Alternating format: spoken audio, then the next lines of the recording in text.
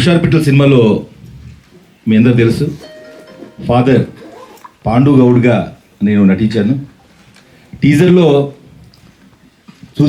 తీసిన తర్వాత teaser release అయిన తర్వాత ఎక్కడికి వెళ్ళినా ఏ మామా ఏసీ పెట్టించినవా అని అడుగుతున్నారు. ఇప్పుడు కూడా బ్రదర్ ఇటు మీడియా మిత్రుడు కూడా వచ్చేసి ఏమండి మీడియా ఏసీ పెట్టించారా అని అడుగుతున్నాడు.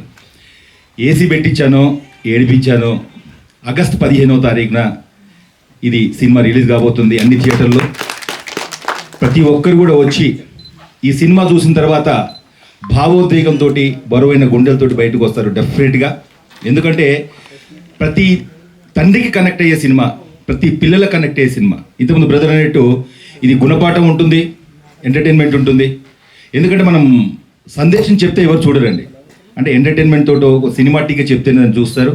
సో కథని నమ్మి భిక్షు గారు, వెంకట్ గారు కథని నమ్మి ఎలాంటి ప్యాడింగ్ లేకుండా, వాళ్ళు ఏమి ఆశించకుండా, అంటే ఎదుటి ఆర్టిస్టులతో కేవలం పర్ఫార్మెన్స్ మాత్రమే ఆశించి ఆ క్యారెక్టర్కి ఆప్ట్ అయ్యేటటువంటి వాళ్ళని సెలెక్ట్ చేసుకొని సెట్ మీదకి వెళ్ళి డే ఫస్ట్ రోజు ఏవైతే కాన్ఫిడెన్స్ తోటి వాళ్ళు సెట్ మీదకి వెళ్ళారో అదే కాన్ఫిడెన్స్ స్టిల్ టుడే అదే కాన్ఫిడెన్స్ తోటి ప్రొడ్యూసర్ గారు ఉన్నారు.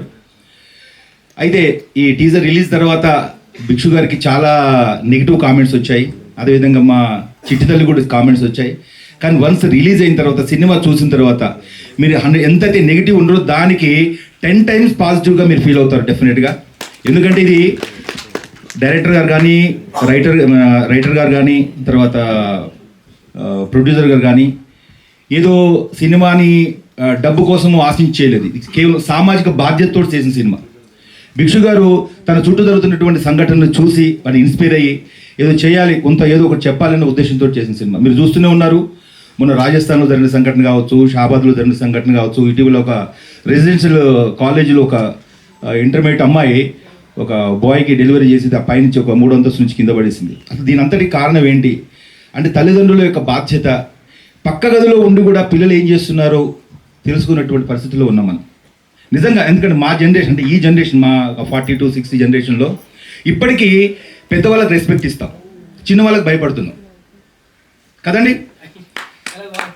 సో అలాంటి పరిస్థితి ఎందుకు వచ్చింది, తల్లిదండ్రులు ఏ బాధ్యత ఎట్లా ఫీల్ అవ్వాలి, అదేవిధంగా పిల్లలు కూడా ఒక తండ్రి పడేటటువంటి పెయిన్ ఏంటి, ఒక చిన్న తప్పు చేస్తే ఆ తండ్రి ఎలా ఫీల్ అవుతాడు, పెయిన్ అవుతాడు, దాంతో ప్రతి పిల్లలు చూసిన ప్రతి పిల్లలు కూడా దీన్ని రియలైజ్ అవుతారు. కథని నమ్మి చేసినటువంటి, ముఖ్యంగా నాకు ఈ అవకాశం ఇచ్చి ఒక ఆర్టిస్ట్గా నేను దాదాపు ఒక 20 years నుంచి స్టేజ్ థియేటర్ ఆర్టిస్ట్గా నేను దాదాపు ఒక 1000 ప్రదర్శనలు చేశాను, చాలా సినిమాలు కూడా యాక్ట్ చేశాను. కానీ నాకు మనసు కనెక్ట్ అయిన సినిమా